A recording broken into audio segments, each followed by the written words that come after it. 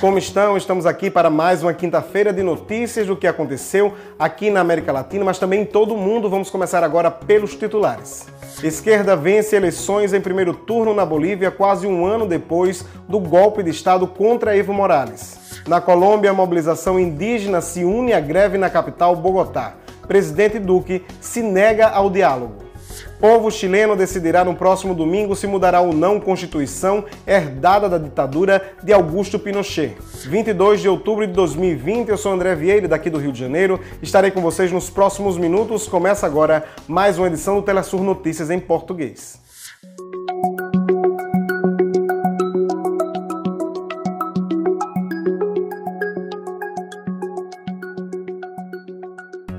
Seis meses após o previsto, os bolivianos e bolivianas foram às urnas para escolher o seu novo presidente da República depois do golpe de Estado contra o presidente Evo Morales. Luiz Arce, do Movimento ao Socialismo, o mais mesmo partido de Morales, obteve uma vitória impressionante com mais de 50% no primeiro turno.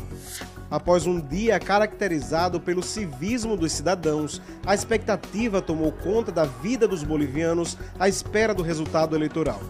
O processo foi marcado pela falta de contagem rápida, pela lenta contagem e o atraso na entrega dos resultados de boca de urna pelas empresas autorizadas. À meia-noite da segunda-feira, 19 de outubro, as pesquisas deram vitória a Luiz Arce com 52,4% dos votos, resultado reconhecido por todos os atores políticos que destacam a transparência da contagem de votos, que permanece inconclusa e aguardando a proclamação de Arce, que tem mais de 54% dos votos, quando falta um pouco mais de 10% das urnas para terminar a apuração. Depois de conhecer os resultados de boca de urna, Luiz Arce e o vice-presidente eleito, David Choquehuanca, comemoraram o retorno das forças populares pela via eleitoral.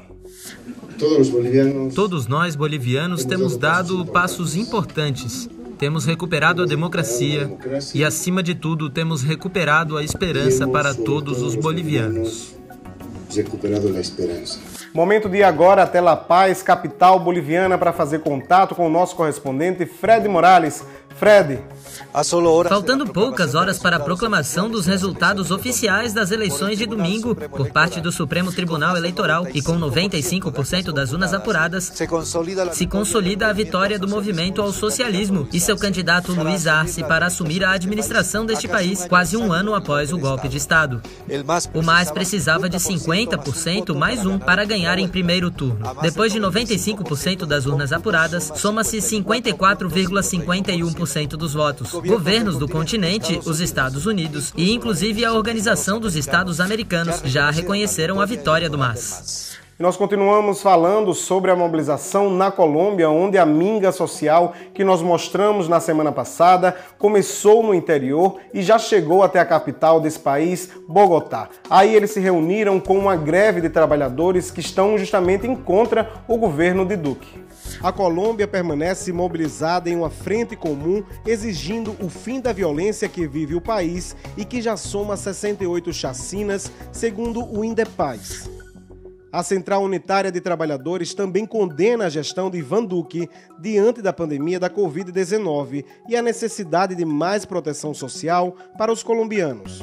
Até o momento, nenhuma mobilização indígena nem a greve dos trabalhadores conseguiu se reunir com o governo. E no Chile, as mobilizações multitudinárias históricas completaram um ano. Este processo de mobilização do povo chileno é o responsável por levar no próximo domingo o país a decidir em plebiscito nacional se modifica ou não a Constituição. Constituição esta que é a herança do ditador Augusto Pinochet. Mobilizações de apoiadores a favor e contra o plebiscito e a repressão dos carabineiros que a polícia chilena aos manifestantes que exigem a libertação de presos nas jornadas de 2019. Este é o cenário do Chile quando faltam poucos dias para o plebiscito, em uma ação que envolverá 50 mil agentes de segurança, segundo o governo. No Chile, a votação é manual e não tem pesquisa de boca de urna. Portanto, somente os resultados oficiais serão conhecidos. Passamos agora para a Venezuela, onde o governo nacional anunciou a entrada em uma nova fase de flexibilização diante da redução e do controle dos casos de Covid-19 nesta nação. O presidente Nicolás Maduro garantiu que mais de 30 setores foram reativados desde o início do plano 7x7, que é o modelo implementado na Venezuela, onde determinados setores são reativados durante 7 dias e logo passam este mesmo período em quarentena radical. Em paralelo, a lei antibloqueio é implementada em projetos produtivos para garantir o benefício a todos os venezuelanos. Como vocês sabem, o Brasil é o segundo em número de mortes, com mais de 150 mil, e o terceiro em número de casos confirmados pela Covid-19 em todo o mundo. A vacina, que é uma esperança mundial, pode encontrar aqui em terras brasileiras um obstáculo importante no governo de Jair Bolsonaro. Vejamos agora na nota de Nátio Lemos e Júlia Nassif. O ministro da Saúde, Eduardo Pazuello, anunciou na terça-feira que o governo federal compraria 46 milhões de doses da vacina Coronavac, produzida pelo Instituto Butantan de São Paulo, de origem no laboratório chinês Sinovac. Sua produção está entre os processos mais avançados no Brasil, mas o Butantan depende do estado de São Paulo, governado por um ex-aliado de Bolsonaro, hoje com interesses presidenciais. Além disso, China é a maior preocupação do presidente Donald Trump. Jair Bolsonaro desautorizou seu ministro e disse que não comprará a vacina chinesa de João Dória. É uma atitude xenófoba que coloca a sua xenofobia à frente da defesa das vidas e, mais do que isso, mostra o seu desprezo em investir na área da saúde. O ministro da Saúde já tinha confirmado, através de um ofício, o interesse na vacina. Depois apagou os tweets desse anúncio. O ministro não se manifestou e foi diagnosticado com Covid-19. O embaixador da China lembrou que seu país é o maior investidor no Brasil. Parlamentares e governadores advertiram que tomarão medidas no Congresso e no STF. Além disso, pressionam pela abertura dos mais de 40 pedidos de impeachment contra Bolsonaro. O Supremo Tribunal terá que ser convidado a se manifestar em relação a essa postura do Estado, que existe para proteger a população e não para expô-la. O Brasil chegará em novembro com mais de 160 mil óbitos por coronavírus. A média atual de mortes para cada 100 mil habitantes é maior do que a segunda onda de contágio na União Europeia e Reino Unido. Júlia Nassif e Nátio Lemos para a Telesur. Mais de 41 milhões de pessoas foram contaminadas e pelo menos 1.136.000 morreram durante a pandemia da Covid-19 em todo o mundo. A Europa está vivendo agora uma segunda onda de contágios, enquanto a América continua como a região mais afetada.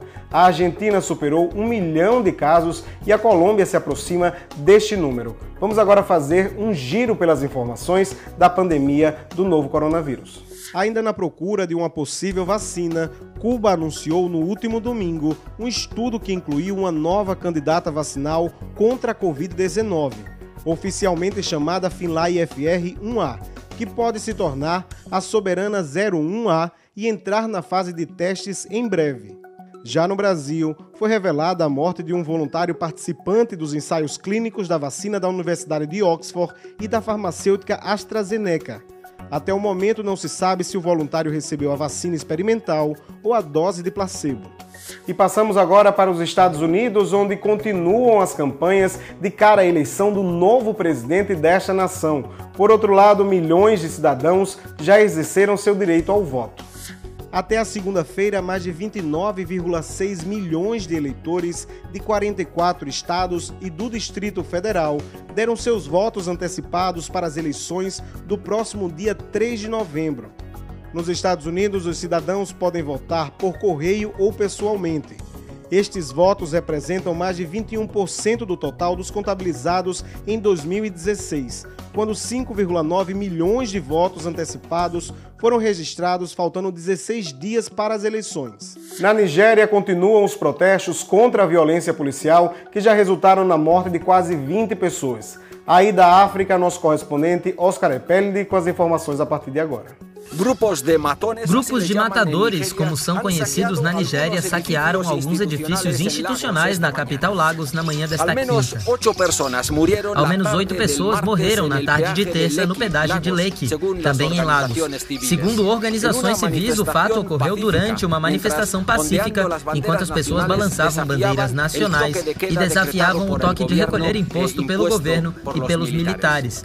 Os protestos civis são impulsionados por jovens e mulheres que começaram no início do mês em diferentes cidades da Nigéria a denunciar a brutalidade da brigada anti-roubo da polícia.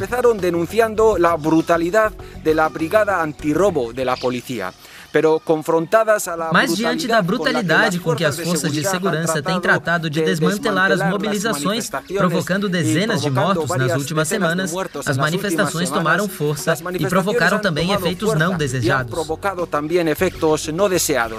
O presidente Muhammadu Buhari não falou nada sobre o ocorrido na quarta e tampouco sobre a brutalidade de terça-feira. O vice-presidente da Nigéria prometeu na manhã desta quinta que investigará o que aconteceu. O povo boliviano deu mais um exemplo para todo o mundo. Resistiu ao golpe de Estado implementado em 2019 e mostrou nas urnas qual é a vontade política da maioria do país. Terminamos o nosso jornal de hoje com a música Não He Nacido para Sofrer, Não Nasci para Sofrer, em português, cantada pelo grupo boliviano Los Carcas. Lembre-se que nós continuamos pelas redes sociais, pelas telas em espanhol e inglês e toda quinta-feira aqui no Telesur Notícias em português. Nós somos a Telesur, o sinal informativo da América Latina e do Caribe. Quando canto soy jilguero, charango, poncho, sombrero. Quando canto soy jilguero, charango, poncho, sombrero. Así cantando vivo feliz, yo no he nacido para sufrir. Así cantando vivo feliz, yo no he nacido para sufrir. Para sufrir. Yo no he nacido para sufrir. Para sufrir. Yo no he nacido para sufrir.